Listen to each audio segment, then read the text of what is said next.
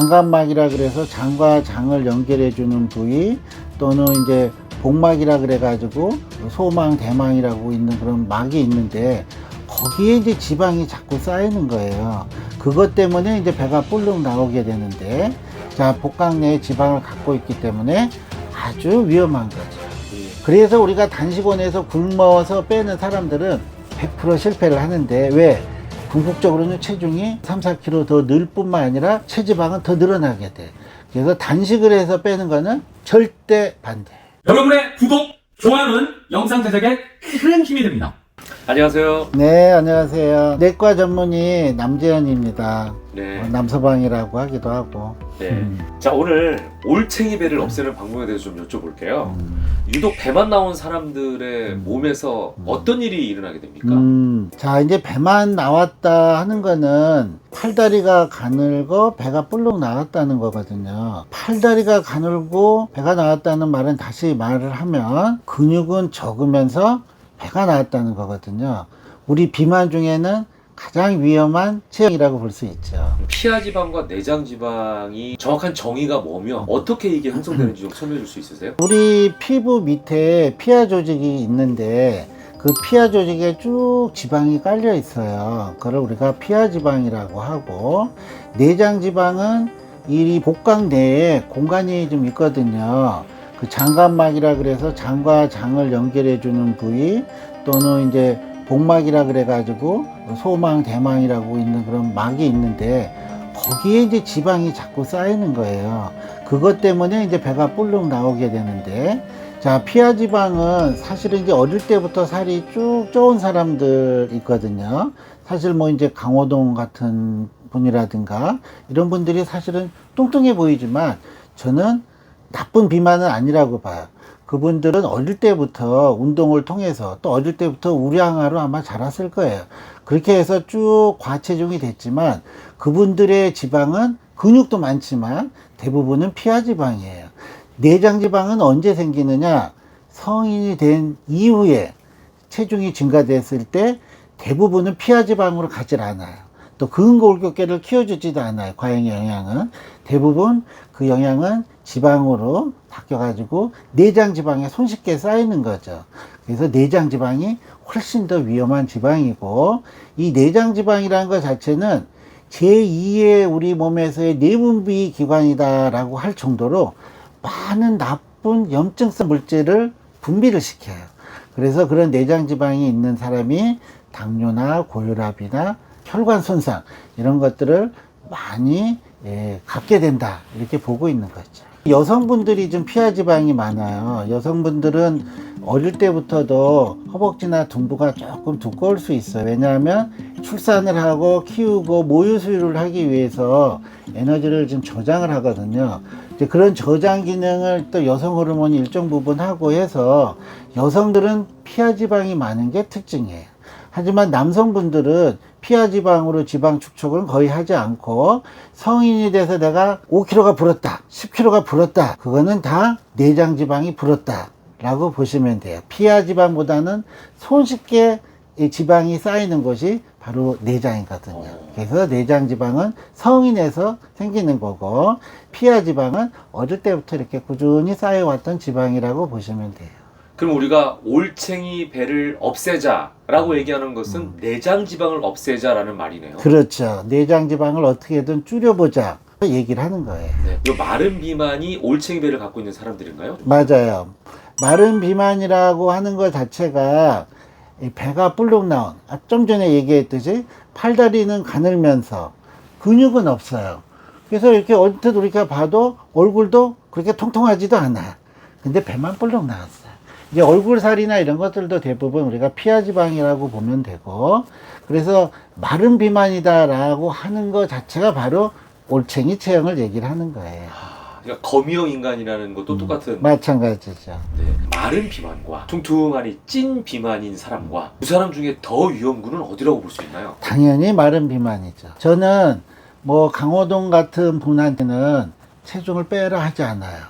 그분은 주로는 다 피하 지방이고, 우리가 보기에 뚱뚱하다 생각할지 모르지만 근육도 많고, 저분의 지방은 거의 대부분 다 피하 지방이다.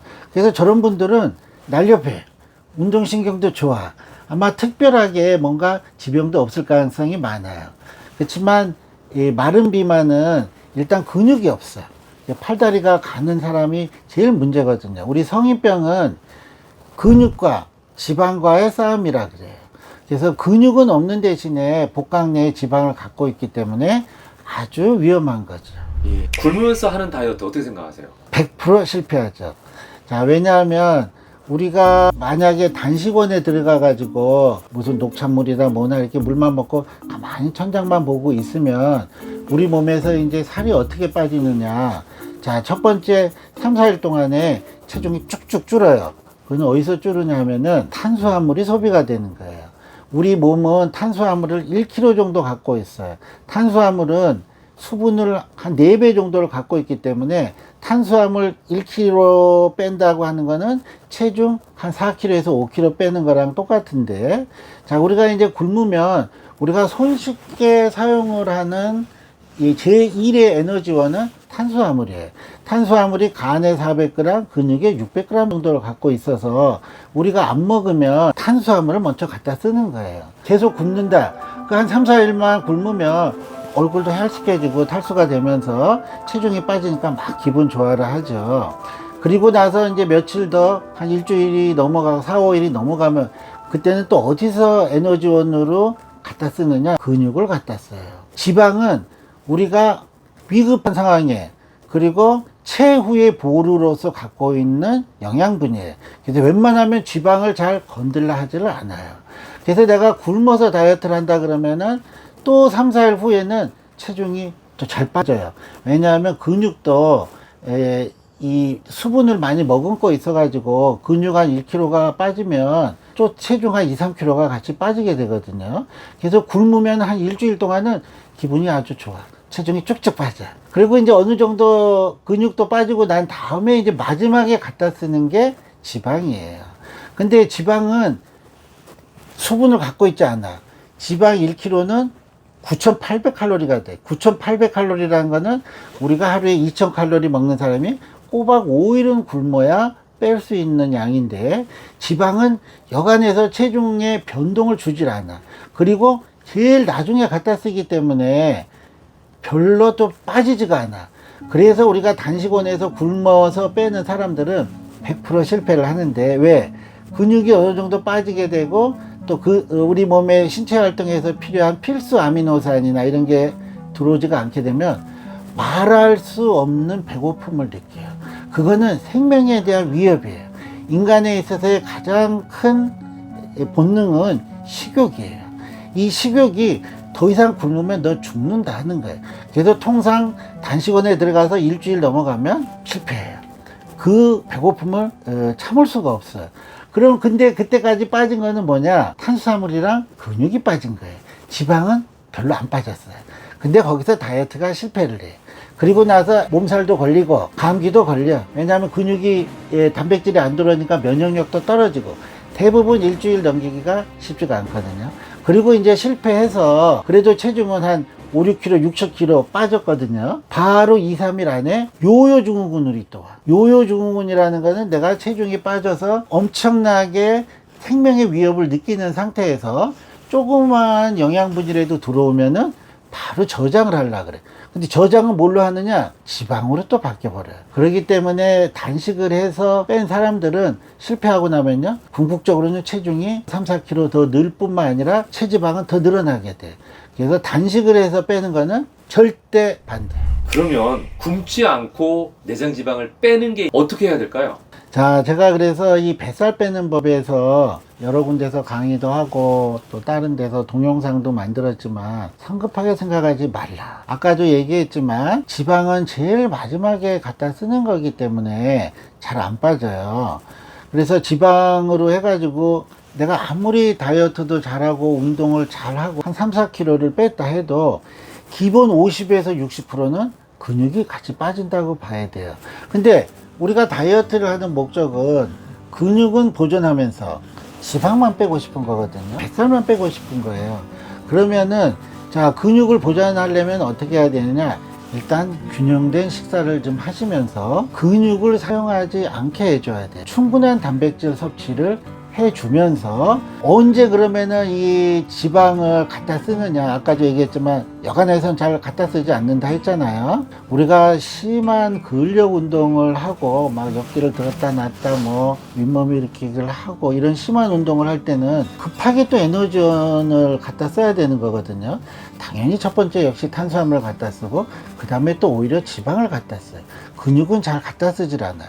쉬운 일이 아니기 때문에 한 달에 한 1.5에서 2kg 정도 감량을 해서 1년으로 갔다 했을 때 15kg가 감량이 된다. 이런 멀리 보는 생각을 가지고 단숨에 빼지 않아야 된다는 생각을 꼭 명심을 하시고 서서히 운동을 통해서 빼셔야 돼요. 그러니까 단기간에 다이어트 목표를 잡는 건 100% 실패일 뿐만 아니라 몸을 망치고 또 그런 상태에서는 대부분 요요증후군으로 빠져서 오히려 지방을 더 축적시키고 몸의 기본적인 기초대사율을 또 낮춰요. 요요증후군이 되면. 그래서 그렇게 몇 차례 다이어트를 실패를 하면 물만 먹어도 살이 찐다. 물만 먹어서 살이 찌진 않는데 조금만 먹어도 살이 찐다는 거예요. 그런 체질로 바뀌기 때문에 급격한 체중 감량은 절대 안 됩니다. 그러면 기본적으로 박사님께서는 다이어트를 하려면 1년을 기준으로 삼아라. Absolutely. 네. 기본 1년으로 보고 한 달에 2kg 이상 체중 감량 안 되고 급격한 다이어트, 급격한 금식을 통해서는 절대 지방이 빠지지 않는다. 그래서 어떤 분들은 그래 옳거니 유산소 운동을 내가 해서 체지방을 태워야 되겠다 해서 유산소 운동 걷는 거를 우리가 한 7,000보 정도 걸으면 1시간 정도 걷는 거예요. 10,000보 정도 걸으면 1시간 반 정도 돼요. 20,000보, 30,000보 되려면 한 3시간에서 4시간씩 걷는데 어떤 분이 하루에 계속 30,000보, 40,000보 서너 시간 동안을 걷고 왔어. 근데 내가 이렇게 딱 보니까 근육이 다 빠졌어. 왜 또 그 빠지느냐? 그 근육에 저장된 탄수화물은 근육 운동을 할 때 주로 쓰는데 얘가 1시간에서 1시간 넘어가면 거의 다 고갈이 돼요. 그러면은 근육도 또 활동을 하기 위해서는 에너지원을 갖다 써야 되는데 그럴 때 많이 운동이 지속이 되면 또 손쉽게 근육을 갖다 써요. 그래서 유산소 운동이나 과도한 운동도 너무 많이 하면 근육이 빠져. 그래서 너무 많은 운동량은 오히려 또 뱃살 빼는 데는 금기다. 그래서 적당량 정도의 1시간에서 1시간 반 정도의 운동.